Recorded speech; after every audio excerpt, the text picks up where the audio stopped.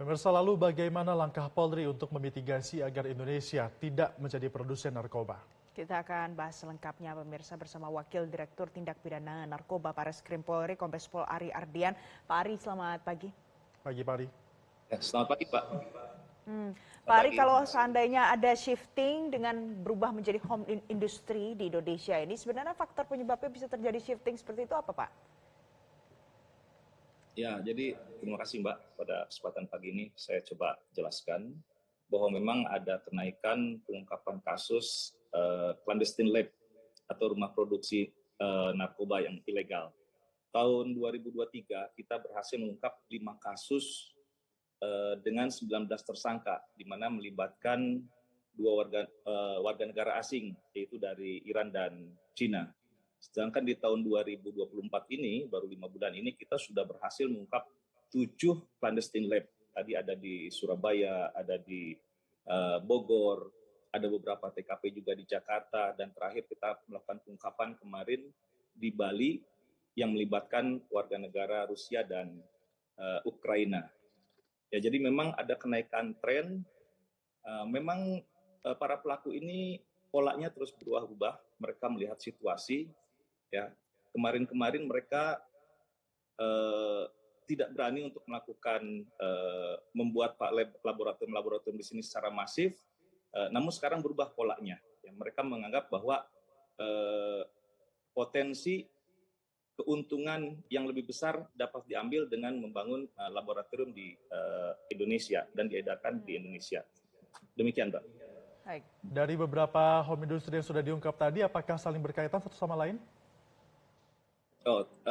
Dari beberapa ada, kita sudah pastikan mereka berbeda sindikat, berbeda jaringan, dan namun yang terakhir ini kita bisa membuktikan antara pengungkapan yang dilakukan di Sunter, yaitu clandestine lab yang memproduksi ekstasi dan sabu cair, ada kaitannya dengan pengungkapan kasus yang pembuatan ekstasi dan ganja hidroponik di Bali, di mana memang berdasarkan hasil ungkapan dari Sunter, kita coba melakukan pengembangan, kita bisa memetakan ada beberapa DPO yang melarikan diri.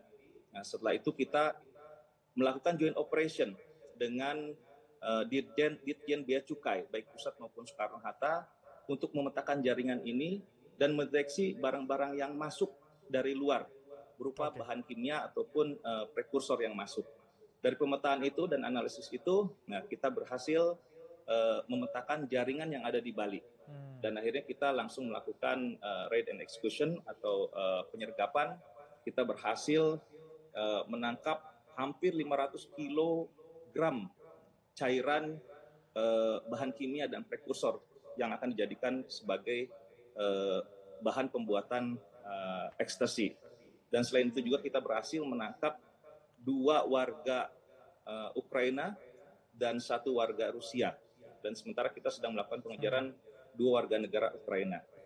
Baik. Demikian.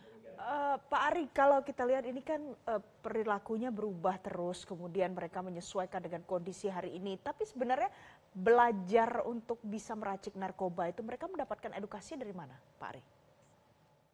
Ya, betul. Jadi dari beberapa hasil pendalaman kita dan pemeriksaan beberapa tersangka seperti di Sunter, di Bali, di Bogor, rata-rata mereka melakukan dengan berbagai cara. Ada yang dengan otodidak, mereka melakukan eksperimen-eksperimen. Ada juga yang belajar melalui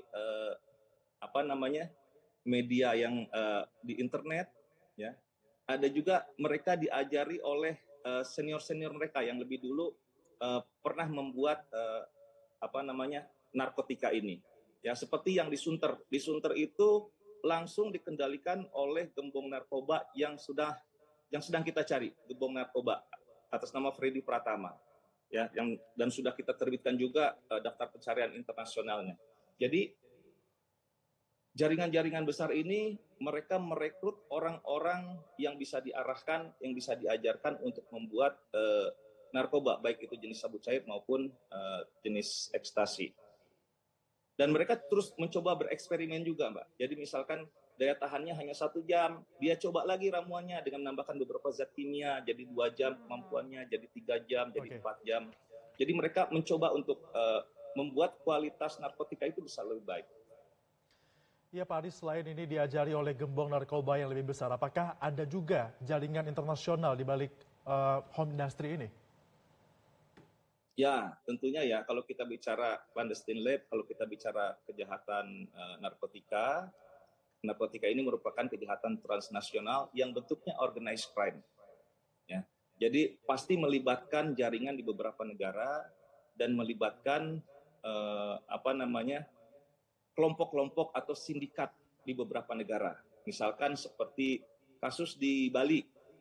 Jadi pelakunya orang Rusia dan Ukraina. Ya. Berikut orang Indonesia termasuk sebagai fasilitator di sini. Mereka membeli bibitnya di Rumania, bibit ganjanya. Membeli barang-barang atau alat-alat produksi dan bahan-bahannya, zat kimianya di Cina. Tentunya ini melibatkan jaringan-jaringan narkoba di beberapa negara. Jadi memang rata-rata pengungkapan clandestine lab ini merupakan jaringan internasional. Oke. Selain itu juga pola transaksinya juga cukup unik, artinya dengan menggunakan transaksi yang modern, transaksi dengan kripto supaya juga sulit dilacak oleh penegak hukum, ya, dan juga kemungkinan juga hasil penjualannya juga bukan hanya di Indonesia, tetapi juga dibawa keluar Indonesia. Oke. Baik. Pak Ari, tadi Anda katakan kalau bertransaksi dengan kripto jadi sulit terdeteksi oleh penegak hukum. Jadi antisipasi dari pihak kepolisian bagaimana? Ya, tentunya kita terus monitor, kita terus dalami, kita terus bekerja sama dengan pihak-pihak terkait untuk memonitor ini. Ya memang kalau kripto itu di Indonesia kan belum menjadi alat pembayaran yang sah. Ya, namun di kita ini sudah ada tempat atau lembaga penukaran uang kripto tersebut. Nah, mereka mencoba menggunakan itu ya supaya juga bisa luput dari pengamatan kita. Karena memang kripto sendiri belum dijadikan alat pembayaran yang sah di Indonesia. Untuk bahan baku Pak Ari yang tadi Anda katakan didatangkan beberapa dari China. Tentunya ini kan ada modus yang digunakan agar bisa masuk ke Indonesia. Apa yang dilakukan atau modusnya? Penyelundupannya seperti apa? Ya, mohon maaf, Julian, agak putus-putus. Untuk beberapa bahan baku yang didatangkan dari luar Indonesia, seperti tadi ada kata-kata ada yang dari China. Nah, bagaimana para pelaku ini mendatangkan bahan baku itu ke Indonesia? Oh ya, jadi mereka memesan melalui melalui secara online, ya, dengan Alibaba, AliExpress, yang mereka memberi secara online. Ya. Namun berkat kegigihan kita, kerjasama dengan Bea Cukai dan Imigrasi, kita terus coba menyisir transaksi-transaksi tersebut sehingga kita bisa mencurigai, bisa mendeteksi adanya penjualan, adanya pembelian bahan-bahan kimia atau bahan-bahan kimia yang akan dijadikan narkotika. Baik. Masuk resmi atau diselundupkan, Pak? Oh, itu melalui jalur resmi. Mereka membeli secara online, ya, secara online dengan melalui tadi Alibaba, AliExpress, ya. Jadi Baik, melalui jalur resmi.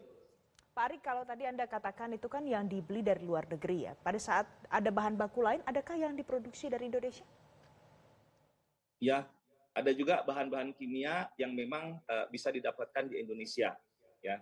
Dan juga alat-alat pendukung lainnya yang bisa dibeli di Indonesia. Namun saya tidak bisa sebutkan di sini bahan-bahannya karena nanti mungkin potensi untuk ditiru oleh pihak tertentu. Ya, Pak Ari, selain bahan baku, ada juga beberapa peralatan pembuatan narkoba. Di Bali contohnya ini diimpor langsung dari luar negeri. Nah, ini bagaimana peralatan ini bisa lolos dari bea cukai?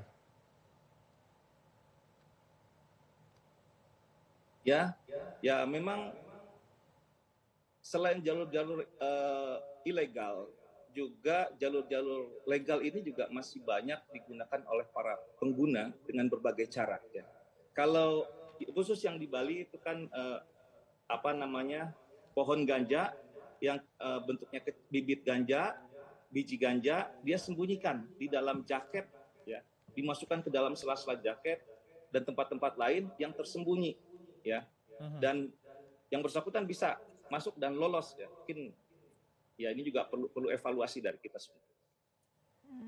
Baik, jadi perlu evaluasi tidak hanya dari pihak kepolisian, tapi yang juga ternyata ada saja yang kebobolan begitu ya, Pak Ari. Tapi kalau dari kita lihat produksi home industry ini, pasar narkobanya yang paling banyak disebar kemana, Pak Ari?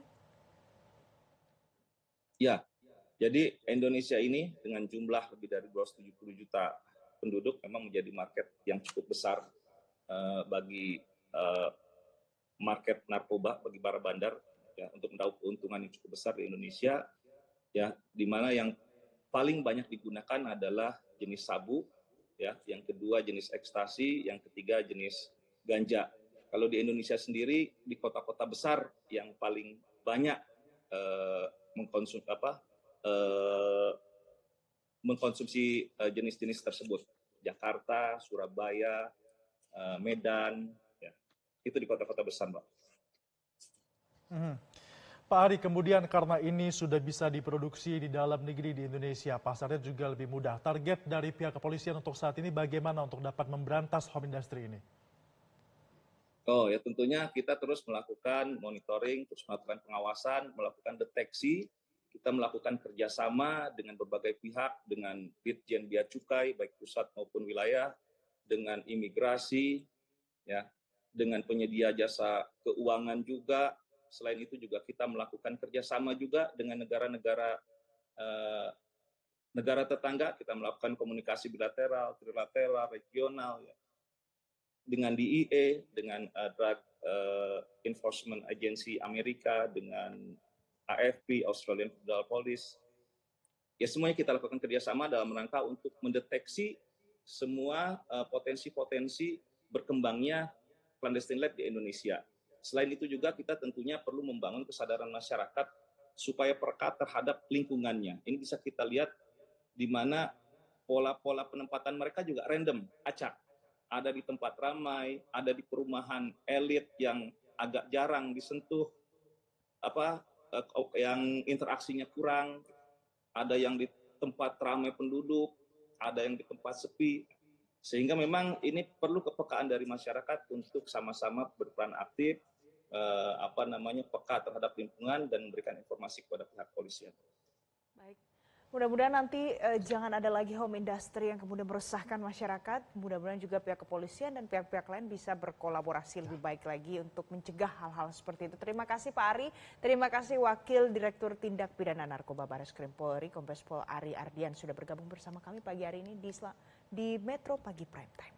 Jelajahi cara baru mendapatkan informasi. Download Metro TV Extend sekarang.